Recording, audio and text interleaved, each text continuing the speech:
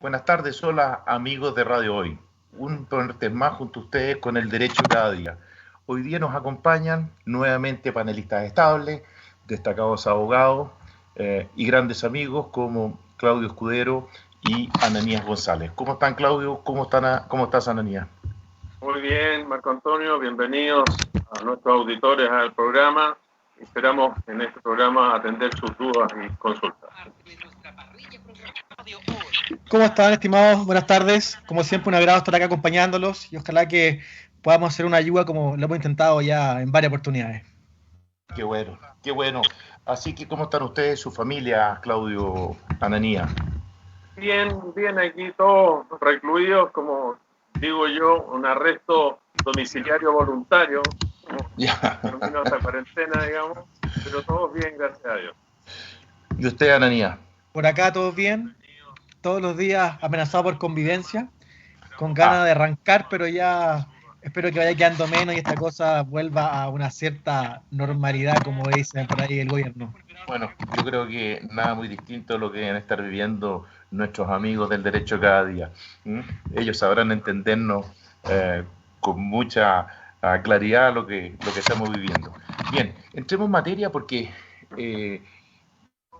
el comité editorial, ¿no?, que conformamos, nos hemos decidido que, dada la gran cantidad de noticias, anuncios, proyectos de leyes que salen, resoluciones, que incluso a los abogados nos tiene vuelto locos, quizás era conveniente poner la pelota contra el piso y seguir ilustrando de la mejor manera posible a nuestros auditores y sobre todo en una temática que hoy día nos afecta a todos. Nadie está libre de eso, que es el tema de las deudas.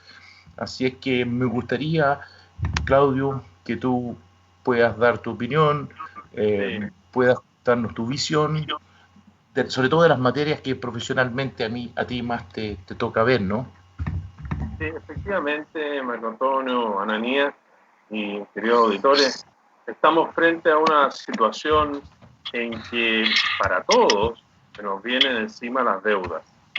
Y el drama de este escenario es que muchos no tienen los medios económicos enfrentando. Yo creo que, en primer lugar, como un contexto, decir que hoy día el panorama, tanto para acreedores como para deudores, está en una nueva cancha, está en un nuevo escenario. Y en este escenario es donde ambas partes acreedores. Por ejemplo, en el caso de los acreedores,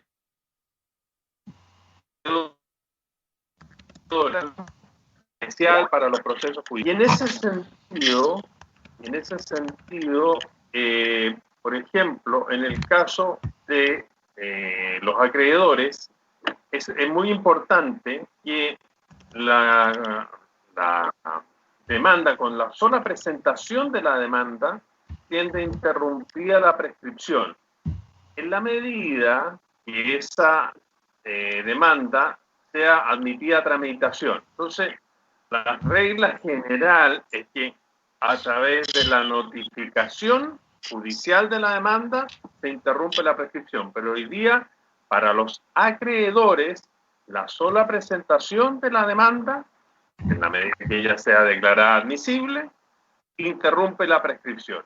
Y le da un plazo de 50 días hábiles siguientes al cese del estado de catástrofe para notificar válidamente esa demanda a la parte demandada.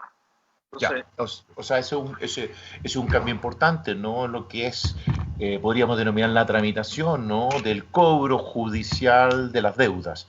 Es decir, y que obviamente esa norma es aplicable para muchos otros juicios más también, Claudio, pero desde la perspectiva de lo que es el cobro judicial de deudas, la variación que se introduce justamente que ya no es necesario notificar la demanda, sino que basta con la sola presentación, para decirlo en términos muy sencillos y para que los auditores lo entiendan, o sea, la sola presentación de la demanda interrumpe la prescripción. Ese periodo, ¿no es cierto?, que juega a favor del deudor, para explicarlo de alguna forma, que si yo no le cobro judicialmente dentro de un determinado plazo, la deuda se extingue justamente por el transcurso del mismo. Ananías, cuéntanos tú un poco, a modo de introducción, antes de ir a una breve pausa comercial, ¿qué nos puedes comentar en términos generales? Insisto, luego vamos a ir entrando más en detalle. A ver, tal como dice Claudio, ¿cierto? Estamos en una época, en definitiva, que yo creo que las normas no van siempre acorde a la realidad. Evidentemente, mucha gente va a quedar sin trabajo y no va a poder cumplir con sus obligaciones, ya sea para con los bancos, ya sea para con un condominio, si es que viene en régimen de copropiedad, no va a poder pagar el colegio. Y eso presenta, ¿cierto?, una multiplicidad de variables que van a verse enfrentados tanto en su carácter de deudor como de acreedor. Por tanto, lamentablemente, en algún momento estos temas se van a judicializar y vamos a tener que estar preparados, ¿cierto?, todos nosotros los chilenos, frente a una avalancha de demandas de cobro de deudas. Es una pandemia judicial ahora. Totalmente, o sea, totalmente. Tenemos una pandemia que es el COVID-19, se viene una pandemia económica, yo diría que ya estamos en una pandemia económica, y luego entonces como consecuencia de ello se vendrá una pandemia judicial.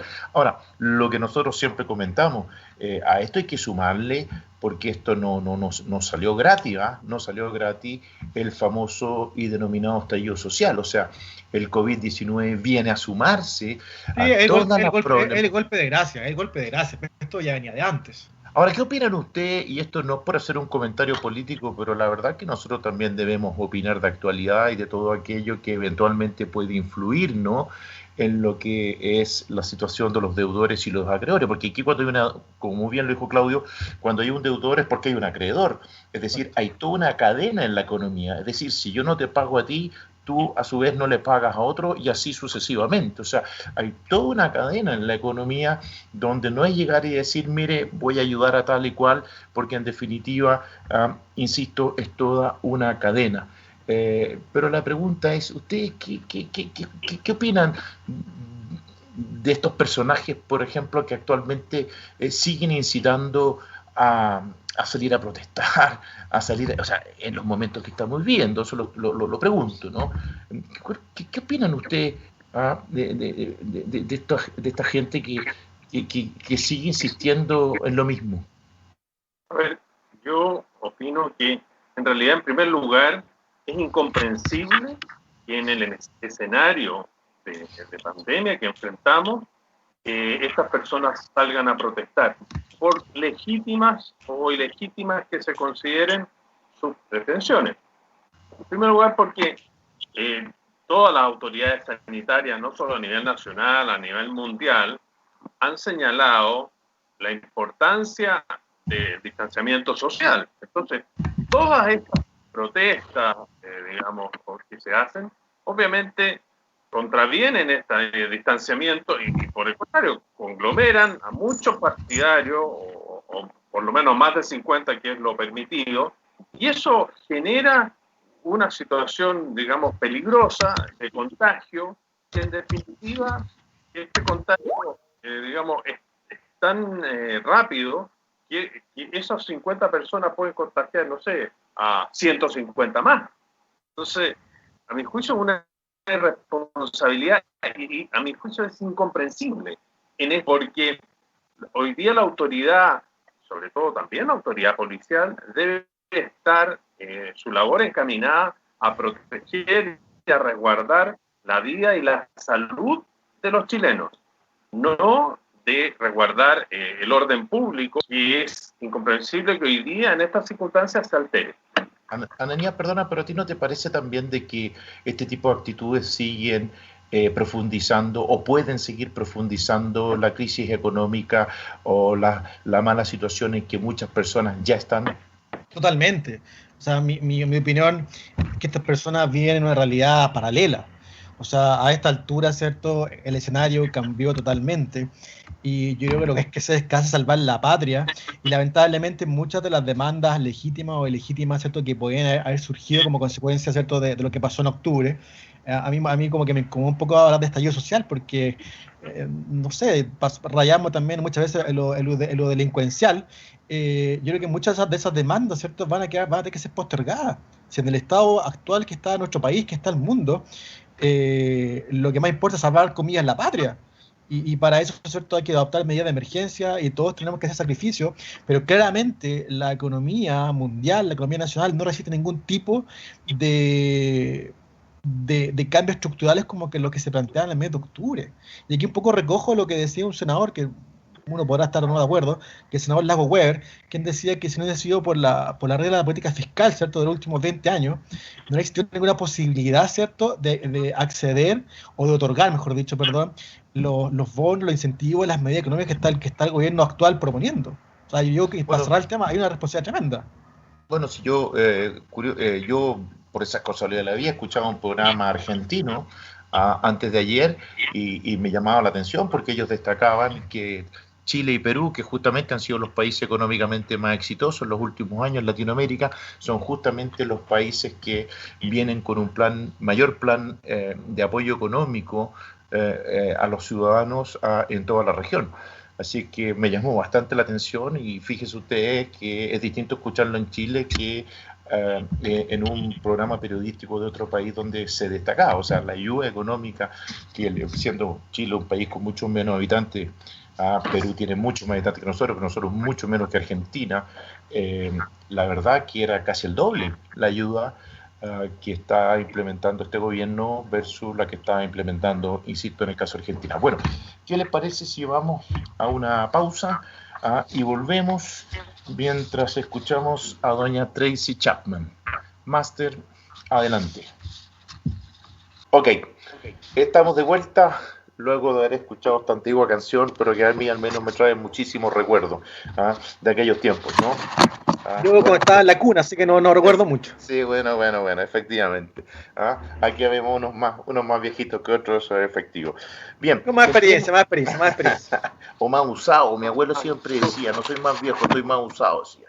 Bueno, también es cierto. Bueno, entremos en materia, ¿les parece? Ananía, aquí la situación, el foco de todo es la persona. Y cuando me refiero a la persona, no solamente me refiero a la persona natural, deudora, sino también a la empresa. Y sea grande, mediana o pequeña, pero focalicémonos quizá en los que tienen evidentemente mayores necesidades. Entonces, por un lado, hay medidas de apoyo que han adoptado los propios acreedores y por otro lado hay medidas de apoyo que ha implementado el gobierno y por otro lado también hay ciertas medidas o herramientas que me permite el ordenamiento jurídico. Yo diría que esas son las tres grandes vertientes, ¿no?, que rodean a la situación del deudor. Pensemos, por ejemplo, tú, Claudio, yo, cualquiera, también somos deudores. Por ejemplo, tú, Ananía, tú creo que tienes un crédito hipotecario en el banco, por ejemplo, ¿no? ¿Qué hiciste? ¿Cómo lo hiciste? Sí, en el caso personal, ¿cierto? Yo negocié 2 créditos. Un crédito hipotecario que tengo con un banco. Fue bastante expedito el procedimiento, a diferencia de otros bancos. No le hacía propaganda a ningún banco porque no soy amigo de los bancos en general, y dudo que alguien lo sea. Fíjate que fue bastante expedito. Más necesario, ¿eh? Sí, totalmente. Si no, la pata bajo el colchón no funciona.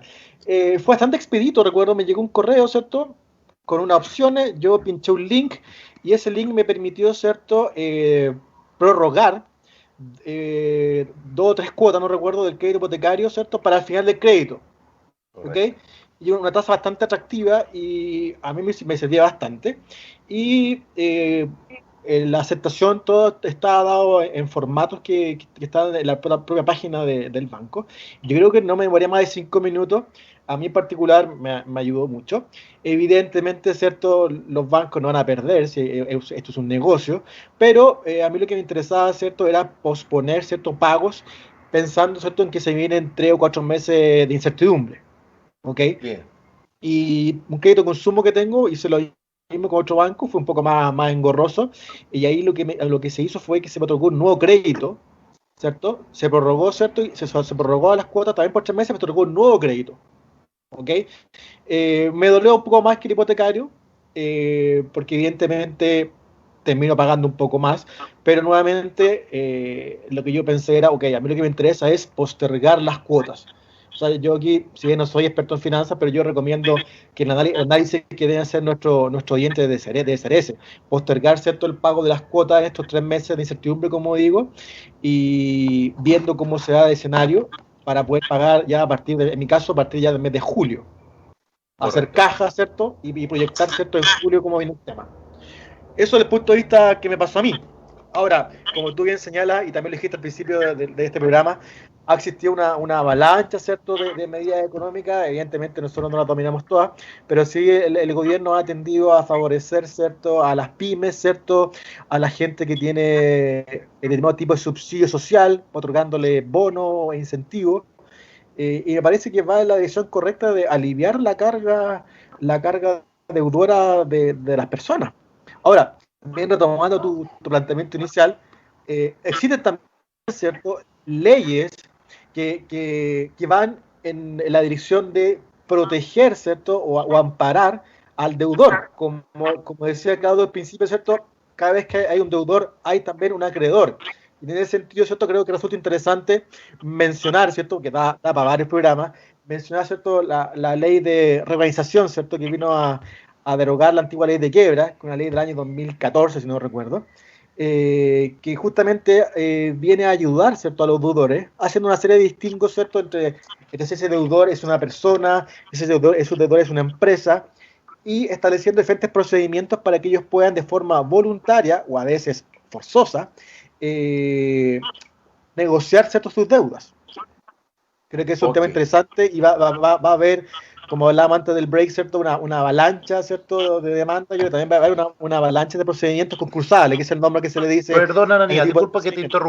disculpa que te interrumpa, pero me están llegando por interno, nos están avisando en realidad, de que tenemos preguntas. Y como Ya. siempre, los auditores son los más importantes en este programa, Oh, así es que abramos micrófono o que nos hagan llegar desde estudio la pregunta, por favor. Perfecto, ¿me escuchan todos bien? clarísimo. Perfecto. Sí, perfecto. Perfecto. Jorge de Concepción tiene la siguiente duda. En este tiempo de cuarentena y rareza jurídica, ¿los tiempos de prescripción se paralizan o los tiempos para presentar demandas igual? Bien, yo le voy a dar el pase a Claudio porque efectivamente esa es materia propia, mi amigo Claudio, pero me encantó la denominación de tiempo de rareza jurídica, porque creo que por lejos es uno de los mejores Sí. sobrenombres, por así decir, que le pudiéramos poner. Está para título de un Denominaciones. paper. Sí, sí. Ya, Claudio, contéstale tú a nuestro amigo lo más claramente posible, por favor. Esto en materia civil y también me imagino, no sé si en materia laboral también, Claudio, es la misma situación.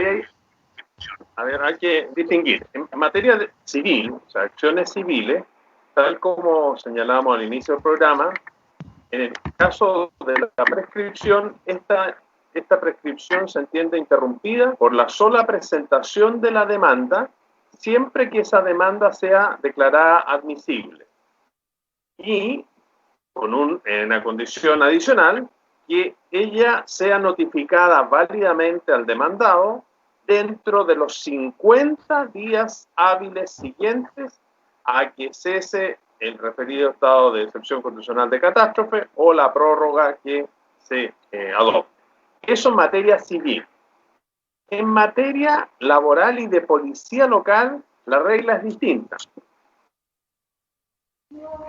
En estos casos, se entienden prorrogados los plazos de prescripción y de caducidad por el solo Ministerio de la Ley, sin hacer nada, hasta 50 días hábiles contados de la fecha del cese de estado de excepción constitucional de catástrofe.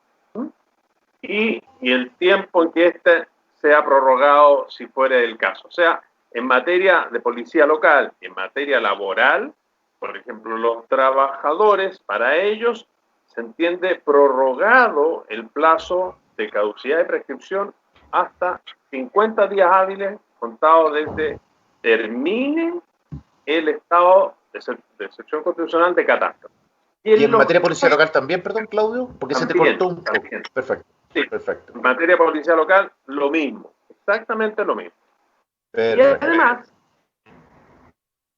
por ejemplo, los procedimientos de familia, los procedimientos monitorios en materia laboral, que requieren ciertas gestiones previas a demandar, por ejemplo, mediación obligatoria en materia de alimentos, familia, una denuncia o reclamo ante la inspección del trabajo, en el caso de un procedimiento monitorio laboral, y de acuerdo a esta ley, la presentación de la demanda puede realizarse sin necesidad de cumplir esa mediación previa o gestión previa que en periodos normales exige nuestra normativa. Entonces, eso facilita también para que una persona, por ejemplo, una persona que quiere demandar de alimentos, no requiere esta mediación previa y pueda demandar directamente ante los tribunales de familia. Perfecto. Pero en definitiva, en lo que es el tema central de este programa, del programa del día de hoy, y para que le quede muy claro a nuestros auditores, no hay ninguna suspensión de plazo de nada. Es decir, el plazo de prescripción sigue corriendo y para que el acreedor pueda interrumpir el plazo de prescripción es necesario presentar la demanda. Y luego... Sí, claro, pero la gestión es esa, ¿no? Es presentar la demanda. Mientras no se presente la demanda, siguen corriendo todos los plazos de prescripción en materia civil. Por lo tanto, la deuda puede prescribir si es que no se cobra judicialmente de manera oportuna, por decirlo en términos muy sencillos, ¿no? Efectivamente, así es. Perfecto. Ahora, oye, una acotación. No obstante el buen argumento que acaba de dar Claudio, la explicación, recordar a nuestros oyentes que Claudio es profesor, ¿cierto?, de Derecho Procesal, tiene harta experiencia en el tema, y ya sería bueno que Claudio diera su correo electrónico, porque evidentemente van a surgir muchas preguntas. La pregunta que plantea el oyente es muy buena, ¿cierto? Pero a veces siempre es aconsejable, ¿cierto?, también dar una respuesta un poco más agotada y específica al caso concreto. Sí, claro, evidentemente. Ahora, Claudio, ya que estamos en la cobranza judicial, ¿no? De una deuda, aprovechemos de agotar un poco el tema, ¿no? Este consejo, en términos generales, hay que abordar el tema en particular si hay algún caso que así lo amerite. Sí, claro, pero, insisto, ya que estamos en el tema de la cobranza judicial, que es lo más frecuente, ¿no? Para que los deudores también sepan, ¿no? Un deudor tiene que saber, el día de mañana, evidentemente, si uno se atrasa en el pago de cualquier deuda, siempre va, o sea, está expuesto, evidentemente, y con mucha seguridad a ser demandado. Normalmente, cuando se está cobrando una deuda, ¿qué es lo que sucede? Estoy pensando en una deuda ejecutiva, ¿no? Estoy pensando en una deuda ejecutiva donde hay un pagaré, hay una escritura pública, algo que efectivamente facilita y agiliza la vía de cobro. ¿Qué es lo que viene después, Claudio? En términos muy sencillos. En términos muy sencillos, frente a esos instrumentos que dan cuenta de una deuda existente e indubitada, se inicia un juicio ejecutivo. Algunas gestiones, por ejemplo, la factura requiere de una gestión previa, que es la notificación judicial de la factura. Pero en el caso de que una deuda, por ejemplo, esté pactada por escritura pública, esa escritura pública, una copia autorizada de la misma, es título ejecutivo. Y ahí se inicia un procedimiento en que no se discute si la deuda existe o no existe. Solo se discute si la deuda se pagó o no se pagó, y si no se pagó, si existe alguna causa por la cual no deba pagarse esa deuda. Entonces, sí, queda clara la explicación. Claro, y rápidamente, Claudio, sí, en el fondo la acción está bien, o sea, la acción está bien intentada, me refiero, la demanda está bien presentada, ¿qué es lo que debiera ocurrir rápidamente dentro de ese proceso? En perjuicio del deudor, evidentemente. Claro, a ver, lo primero, se inicia la demanda, se le notifica y se le requiere fondos de pregunta si va a pagar o no la deuda, y si no paga, se le puede embargar bienes que sean de su propiedad, y en el fondo esos bienes, una vez embargados, él no puede venderlos, no puede rentarlos, si es un bien raíz no puede hipotecarlo, y de ahí el procedimiento es bastante breve, bastante concentrado, porque podría tener, no sé, 4 días. Hay que tener una estrategia muy bien ideada, muy sólida y con buenas pruebas para poder enfrentar una demanda ejecutiva.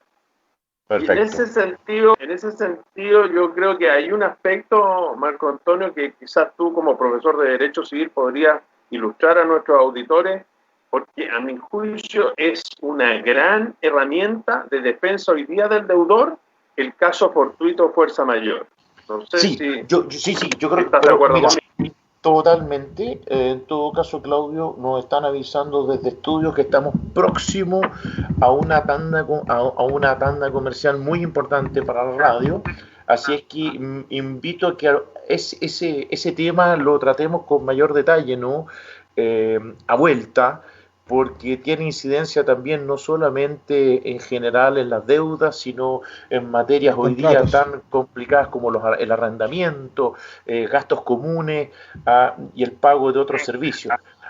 Ahora, Claudio, perdona, me preguntaba aquí, me escribía recién un auditor, un oyente, me escribía por interno, como se dice, que por favor la gente que tiene dudas en su calidad de deudor en relación a todo lo que tú estás explicando y qué consejos se les podría dar, si tú puedes señalar tu correo electrónico para que te puedan contactar. Así que no hay ningún problema, Claudio, que nuevamente lo des al aire, porque aquí se trata de ayudar a todas las personas, ¿no?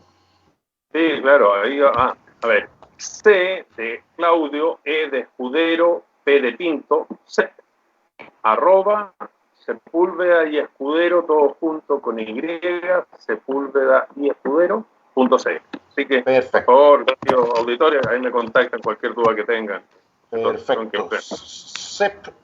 Sepúlveda y Escudero.cl.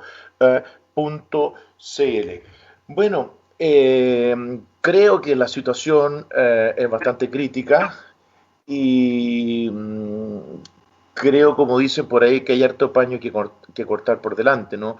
Es decir, yo creo que lo que se viene por delante es peor a lo que existe hoy. No es por ser pesimista ni amargar a la gente, pero no sé cómo lo ven ustedes, Ananía, por ejemplo. Yo creo que esto aún no explota. Evidentemente, por ejemplo, si vemos temas de copropiedad, en relación al pago de gastos comunes, esto ya la gente ya empezó a dejar de pagar. Y yo creo que este tema se va a desencadenar a fines de mayo, curiosamente, al parecer, muy parecido con el PIC, ¿cierto?, este famoso virus. Van a seguir despidiendo gente, las personas no van a ser capaces de hacer frente a sus obligaciones, y el tema se va a complejizar. No estamos aún en el peor escenario, va a ser mucho peor. Yo creo que de aquí a fin de año va a ser un año súper duro para todos, tanto para los que tengan la calidad de acreedor, al cual le va a costar, ¿cierto?, cobrar sus deudas, y al que tiene la calidad de deudor, el cual se va a ver imposibilitado, ¿cierto?, de poder pagar las deudas que tiene, sus compromisos. Lamentablemente mi opinión es súper negativa, pero hay que decirla. Bueno, yo en todo caso tengo algo de optimismo. Yo creo que en general veo una buena actitud de la mayoría de las personas, y cuando digo la mayoría de las personas, por ejemplo, de los empleadores. Recién tú hablabas de los bancos, Ananía. Creo que los bancos están teniendo una buena actitud. Yo he estado revisando la prensa en el último tiempo y veo que en algunos incluso son casi costo cero las reprogramaciones de crédito. En muchas empresas incluso están haciendo un sacrificio enorme por mantener a sus trabajadores. Creo que la autoridad, el gobierno también está haciendo un esfuerzo increíble de inyectar dinero a la economía. Así es que espero que estas medidas de verdad sean positivas, incidan en reactivarla. Fíjate tú también, no sé si ustedes lo leyeron, que leí por ahí precisamente que el gobierno había llegado a un acuerdo con las empresas de servicios básicos, donde las empresas de servicios básicos hoy día también le están dando posibilidades de pagar de distintas formas, de reprogramar.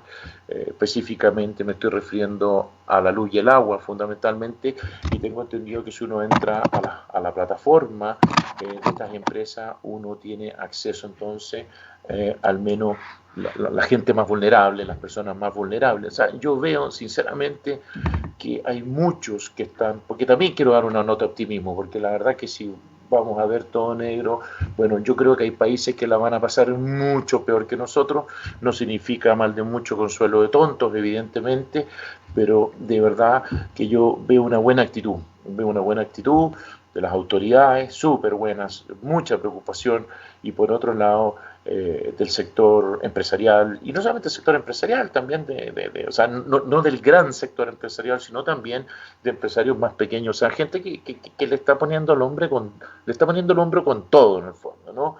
No sé, Claudio, ¿tú qué opinas? Sí, sin duda que sí. Aquí, o sea, yo creo que el mayor esfuerzo lo están haciendo la pequeña y mediana empresa, porque diremos que las grandes empresas son aquellas que tienen, conforme al Código del Trabajo, más de 200 trabajadores. Entonces, bueno, aquí el máster nos está llamando la atención que tenemos que ir a una pausa, así que, Marco Antonio, tu proceso. Sí, listo. Bueno, estimados amigos, discúlpenos, pero la verdad que son tantos los temas que uno le gustaría conversar. A veces el espacio se hace bastante breve, pero vamos y volvemos. Bien, aquí de vuelta, amigos, ¿cómo están? Del Derecho cada día. Un programa más junto a dos distinguidos abogados, colegas, amigos, Claudio Escudero y Ananías González.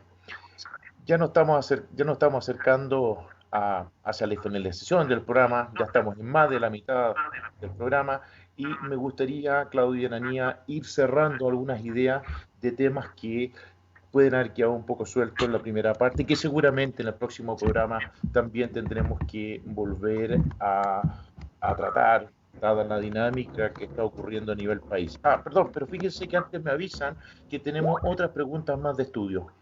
Esto es dinámico, así es que y los auditores efectivamente son quienes tienen la preferencia. Perfecto. Vamos a hablar de Marisol de Rancagua. Ella pregunta, ¿qué tan verdad es eso de que cuando me demandan puedo ir al tribunal y negociar con el juez y poder pagar la deuda en el mismo tribunal en cuotas? Don Claudio, la pregunta es para usted. Explíqueselo de la forma más didáctica a nuestra auditora. Sí, claro que sí. A ver, mira, lo que ocurre es lo siguiente, cuando te demandan, efectivamente existe una forma, pero que no permite pagar en cuotas. Tú podrías consignar en el tribunal el monto, pero la totalidad de lo adeudado. Ahora, podría ocurrir que si tú pides una audiencia con el juez, que el juez llamara a las partes a conciliación, a una audiencia especialmente para los efectos de que las partes llegaran a un acuerdo y en esa conciliación pactar el pago en cuotas de esta deuda. Pero no es efectivo que tú vayas a negociar con el juez. El juez solo imparte justicia y él podría, como te insisto, la mejor medida que podría adoptar es citar a las partes un comparendo de conciliación para que en esa oportunidad las partes logren un acuerdo y pacten en cuotas la deuda, el pago de deuda. Ya, por lo tanto, Claudio, para que quede más claro aún, yo interpreto al público, ¿no? Ese es el rol que tengo que cumplir en este programa, y en definitiva, si se trata de un juicio ejecutivo, porque yo me imagino que te estaba refiriendo a juicio ejecutivo, en caso de yo ser demandado y tenga algún interés en provocar alguna negociación, por decirlo de alguna forma, un acercamiento, perfectamente podría, valga la redundancia, acercarme al juez y solicitarle que cite a las partes a una audiencia de conciliación. Eso sería, ¿no?, lo que tú estás explicando. Sí, y si no puede hacer físicamente, presencialmente esa solicitud, bueno, hacerla a través de medios electrónicos, la oficina judicial virtual, a través de un escrito, que se ingresa en la página web del Poder Judicial. Sí, es que, ¿por qué te hice la pregunta, Claudio? Porque desde un punto de vista judicial hay dos clases de procesos fundamentalmente, o dos clases de juicios, para que la gente entienda, en los cuales a mí me podrían cobrar una suma de dinero. Uno es un juicio ejecutivo, pero la otra es un juicio ordinario, que normalmente los abogados le denominamos de cobro de peso. Me parece ahí que la instancia de conciliación es obligatoria, ¿o no? Efectivamente, en el juicio ordinario mayor cuantía es un trámite esencial y el juez está obligado a llamar a una audiencia de conciliación. No es obligatorio que la conciliación se produzca, pero sí debe efectuar ese llamado, necesariamente. Correcto, entonces la respuesta definitiva sería, depende si es un juicio ejecutivo, si es un juicio ordinario, en orden a si es un trámite esencial o no es un trámite esencial dentro del procedimiento. Yo creo que con eso le tiene que haber quedado, espero, sumamente claro a nuestra auditora. Bueno, para ir cerrando temas, Ananía, me gustaría que orientáramos a nuestros auditores respecto de esta ley, que es bastante compleja, tiene más de 400 artículos, parece un código, que esta famosa ley de insolvencia y reorganización tanto de empresas como de personas naturales. Entonces, tú decías al comienzo de este programa que, por un lado, se establece lo que se denomina la liquidación de una empresa o la reorganización de la misma. La liquidación equivale a lo que se denominaba antiguamente la quiebra, ¿no? Y en el caso de las personas naturales, ¿qué posibilidades hay, Ananía? Porque es una novedad esta ley. Sí, a ver, esta ley, ¿cierto?, tiene por objeto que las personas, ya sean personas naturales o jurídicas, ¿cierto?, puedan renegociar sus deudas, pactar sus deudas, ¿cierto?, y así evitar de alguna forma de que sus antecedentes comerciales queden manchados. Esta ley, ¿cierto?, hace un distingo entre las que son personas deudoras y empresas deudoras. En el caso que tú preguntas, ¿cierto?, respecto a personas deudores, se entiende en general que se refiere a personas naturales. También habla de las empresas, Ananías, por favor, porque tenemos pymes, mini pymes, etc. Sí, en el caso ¿cierto?, de las personas deudoras se refiere a las personas naturales, y ellas tienen la posibilidad de acogerse a dos procedimientos. Uno, ¿cierto?, es la renegociación, ¿cierto?, y otro es la liquidación. En el caso de la renegociación, este es un procedimiento voluntario en la cual la persona deudora, ¿cierto?, se acoge a este procedimiento y lo hace frente a la superintendencia, ¿cierto?, de insolvencia y renegociación. ¿Okay? ¿No solamente para las personas naturales, Ananías? Solo para personas naturales. Ya, o sea, una persona natural que quiere reorganizar su pasivo, sus deudas. Renegociar. ¿Y para esto necesita asistencia un abogado o basta que concurra a la superintendencia? A ver, al ser un procedimiento administrativo, ¿cierto?, la ley no hace que esto sea una obligación, pero evidentemente por el hecho de que se va a un procedimiento administrativo en la cual se va a emplazar, ¿cierto?, a los acreedores para que también comparezcan, siempre es recomendable, para estar en una situación de igualdad entre los acreedores, que comparezca con un abogado para tener una adecuada defensa. Claro, seguramente muchos acreedores concurrirán asesorados por sus abogados. No todos, pero seguramente. Gran parte de ello. Y por otra parte, ¿cierto?, también existe la posibilidad de que se someta a un procedimiento de liquidación. Ahora, este tema de la liquidación ya es un procedimiento judicial. Esto es ante un juez civil. ¿Ok? Correcto. Y esa es la denominada quiebra. Antigua quiebra. Claro. O sea, en definitiva, ahí ¿qué es lo que sucede? Y ahí lo que va a pasar es que se van a liquidar, ¿cierto?, los bienes del deudor, ya sea en forma voluntaria o bien obligatoria, lo que se llama la liquidación forzosa. Y ahí se hará un procedimiento en virtud de la cual estos bienes del deudor van a ser liquidados. Perfecto. ¿Eso es solamente respecto a las empresas deudoras? ¿O también aplicable a las personas naturales? Lo que estamos hablando ahora de la renegociación y de la liquidación es propio de las personas deudoras. ¿Okay? Para el caso de las empresas deudoras, lo que existe son dos procedimientos también, pero son uno es igual que el otro en realidad, pero el primero se llama de reorganización. O sea, la persona deudora, llámese la empresa, tiene la posibilidad de reorganizarse. Pero esto también es a través de un tribunal, o sea, es judicial. ¿Ya? Y es un procedimiento voluntario en virtud del cual yo, empresa, me someto a esta reorganización en un tribunal. Y también existe la posibilidad de que esto se haga a través de una liquidación, que al igual que el de la persona deudora, también es judicial y también puede ser forzoso. Por tanto, resumen, en el caso de la persona deudora, hay un procedimiento administrativo, que es voluntario, ante la superintendencia, hay un procedimiento judicial ante un tribunal civil, y en el caso de la empresa deudora, ambos procedimientos son judiciales. El primero es una reorganización, que es voluntaria, y en el caso de la liquidación es judicial. Correcto. Y es forzosa. Correcto, Daniel. Perfecto. Por lo tanto, en ambas situaciones está tanto la posibilidad de la liquidación, que equivale a la antigua quiebra, ¿no? Y por otro lado tenemos la posibilidad de, como alguien dice por ahí, y no voy a utilizar un término jurídico, sino como volver a levantarse, ¿no? Volver a pararse en los propios pies. De hecho, ojo, como ustedes bien saben, ¿cierto? La ley habla del deudor, del rehabilitado.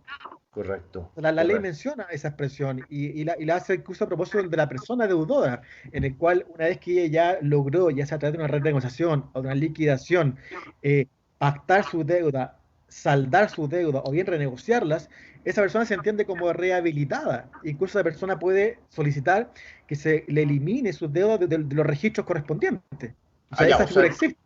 O sea, incluso se le elimina DICOM, por ejemplo, Ananía, si logra renegociar, en el caso de las empresas o en el caso de las personas naturales, ¿cómo se denominaba, perdón? La persona deudora. ¿Perdón? Persona deudora o empresa deudora. Pero ¿cómo se denomina el proceso? Se llama la rehabilitación. Suena como casi como que tuviste un vicio o un problema, pero es rehabilitación. Perfecto. Bueno, entonces están las dos alternativas, ¿no? Es decir, que nos veamos en la necesidad de liquidar nuestros activos, nuestros bienes, o bien, valga la redundancia, de iniciar un procedimiento, para decirlo en términos muy sencillos, de renegociación que me permita seguir caminando, ¿no? De eso se trata a grandes rasgos.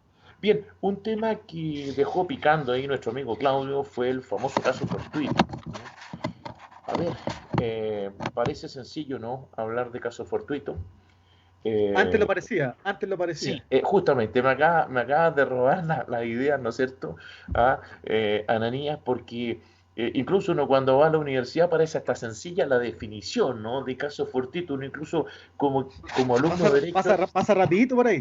Claro, y uno como alumno de derecho casi le encantaría que le preguntaran el caso fortuito en un examen, porque la verdad que el artículo 45, un artículo bastante del Código Civil, es bastante fácil hasta de aprendérselo, ¿no? Hasta de memorizarlo. Pero curiosamente, el caso fortuito está creando hoy día verdaderos dolores de cabeza. Y no solamente en Chile, sino que en el mundo entero. Yo recibo muchas comunicaciones de España y de Perú fundamentalmente, y la verdad que ahí le está rebanando los sesos, disculpen la expresión, a todo el espectro jurídico, incluyendo destacados profesores, que es justamente el determinar cómo el caso fortuito influye en el cumplimiento de los contratos. Quizá uno de los ámbitos donde más dolores de cabeza ha dado es precisamente a propósito del contrato de arrendamiento. También en otras figuras, ¿no? Pagos de servicios, gastos comunes, etcétera, pero quizás donde mayores problemáticas ha causado ha sido a propósito del arrendamiento. Bueno, perdone, Claudio, Ananía, yo ya me estaba inspirando, ¿no? Pero como este programa es interactivo, nos dicen que hay otra pregunta más. Así es que, manteniendo en lo que es nuestra línea, nuestros amigos primero, después nosotros podemos seguir con nuestros comentarios. Adelante, Master. Bueno, Daniela de la Florida da las felicitaciones a ustedes por el programa, siempre los escucha. Muchas gracias, Daniela.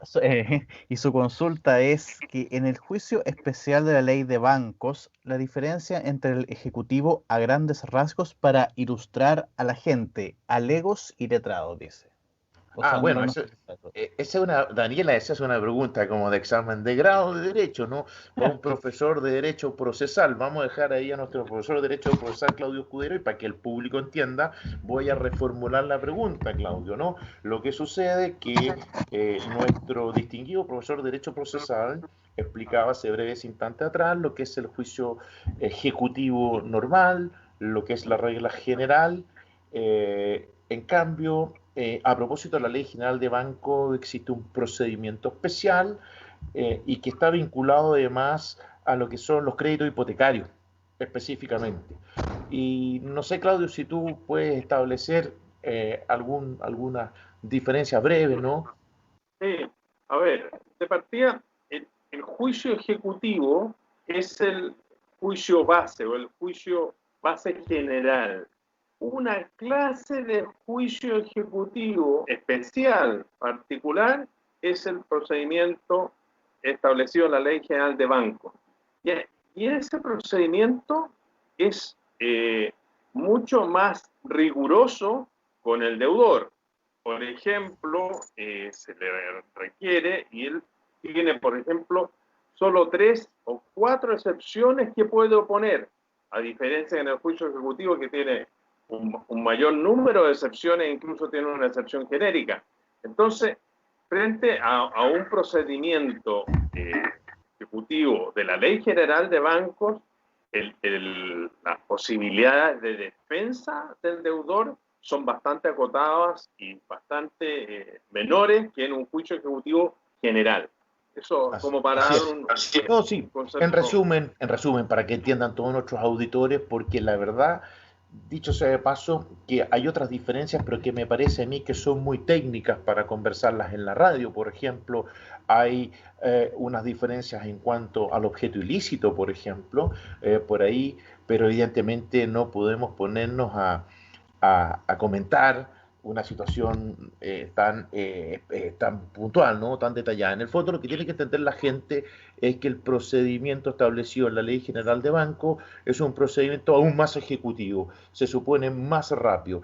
Y es lógico, porque en definitiva es un procedimiento que no solamente se establece con tales beneficios en Chile, sino en general en todos los países, y eso tiene una explicación, que es justamente para fomentar el crédito. ¿Por qué para fomentar el crédito? Porque va vinculado a la hipoteca, a la garantía hipotecaria. Y efectivamente, para que el mercado del crédito sea eficiente, tienen que haber buenas garantías. Y para que hayan buenas garantías, tienen que haber procedimientos ejecutivos expeditos. Porque si no, en general, no habría mucho interés en prestar dinero, ¿no? Porque si las garantías, en definitiva, no se pueden ejecutar, llegado el momento, bueno, habría menos acceso al crédito o bien a tasas más altas. Es un poco la explicación de por qué es así, y no es porque se haya querido beneficiar a los bancos. Yo no soy defensor de los bancos, pero es un tema que tengo mega archi estudiado, no solamente desde el punto de vista de Chile, sino también del derecho comparado, y así en todas partes. Créanmelo, que es justamente para fomentar la hipoteca como garantía y acceso al crédito. Bien, solamente porque ya nos resta poco de programa, estimados Anía y Claudio, el tema del caso fortuito. Yo me estaba inspirando, ¿no? Pero digámoslo en términos muy sencillos. La primera pregunta que tenemos que hacernos es si esta pandemia en sí es un caso fortuito, que eso es lo primero que tendríamos es decir, si constituye este imprevisto que es imposible resistir, si se dan esos supuestos, porque eso es justamente, ¿no? Las características principales, no únicas, pero el caso fortuito, que se trata de un imprevisto y que sea imposible resistir, y que obviamente incida en el cumplimiento o incumplimiento, en este caso en el incumplimiento de las obligaciones que yo contradigo, pero o bien son aquellas medidas que derivan de la pandemia. Me explico y ahora y con un ejemplo más concreto. Dicho de otra forma, la pregunta ¿es la pandemia o bien, por ejemplo, es el acto de autoridad que ha adoptado el gobierno, por ejemplo, de establecer una cuarentena, por ejemplo, de cerrar un mall comercial donde justamente hay arrendatarios y arrendatarios que no pueden utilizar sus inmuebles para desarrollar, ¿no es cierto?, el giro de sus negocios? Bueno, la verdad que yo he leído bastante, creo que Ananías me ha acompañado también en esa lectura, lo hemos compartido, ¿no es cierto, Ananías? Sí, así Y es. lo primero que puedo decir es que las lecturas son bastante contradictorias.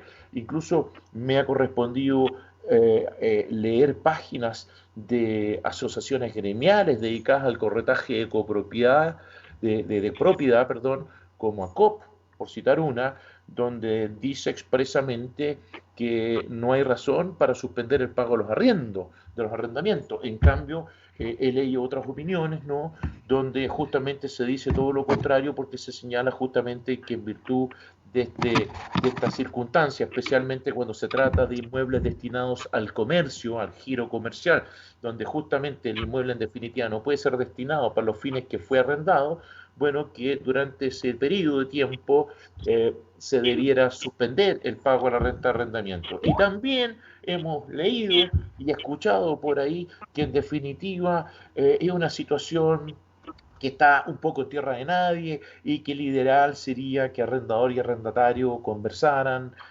negociaran. Pero la verdad que de un punto de vista jurídico es lo mismo que decir nada, porque en definitiva aquí la pregunta es muy sencilla. Desde el punto de vista de nuestro ordenamiento jurídico, una de dos: ¿puedo o no puedo suspender el pago de la renta de arrendamiento? Me imagino yo que eso es lo que le interesa a cada uno de los arrendatarios y también de los arrendadores. ¿Ya? Yo te cuento, por ejemplo, yo tengo un estacionamiento en el centro de Santiago, en este minuto lo arriendo, ¿no? Lo arriendo, y en estos momentos mi arrendataria lleva unos cuantos días sin poder utilizar el estacionamiento porque no puede entrar a Santiago Centro. Ahí tenemos un caso concreto, ¿no? Claudio, me parece que tú tenías algo que aportar también en cuanto a la incidencia o la incidencia que podía tener el caso fortuito nuevamente en el cobro de deudas. Efectivamente, porque ocurre lo siguiente, que dentro de las posibilidades de defensa que tiene un deudor frente al cobro ejecutivo de una deuda incluso, está la de invocar la falta de algún requisito del título ejecutivo para que este produzca efecto, ya sea absolutamente o respecto al demandado. Y a mi juicio, desde el punto de vista jurídico, el caso fortuito podría transformar esta deuda en una deuda que no es exigible, no es actualmente exigible, porque al deudor le afectó el caso fortuito. Y en este sentido, por ejemplo, la Corte Suprema, en un auto acordado que dictó para implementar la ley que reguló de manera particular los procedimientos judiciales en esta situación, señala que el COVID es un hecho público y notorio. Y eso para un deudor es importante porque no tiene que probarlo. Y eso es una herramienta de defensa muy importante. Así, ahí vamos cerrando la idea. Súper buen punto, Claudio. Yo creo que si quieres lo dejamos pendiente para el próximo programa. Ananías tenía un montón de preguntas más, Ananías, que hacerte, así es que si les parece, Claudio, rápidamente nos pasamos la hora. Un gran abrazo y me parece que debiéramos seguir conversando estos temas y también de lo que acontezca durante los próximos días en el programa el próximo martes. Un abrazo súper grande. Un abrazo. Un abrazo, muchos saludos a los auditores. Y un gran abrazo a nuestros auditores.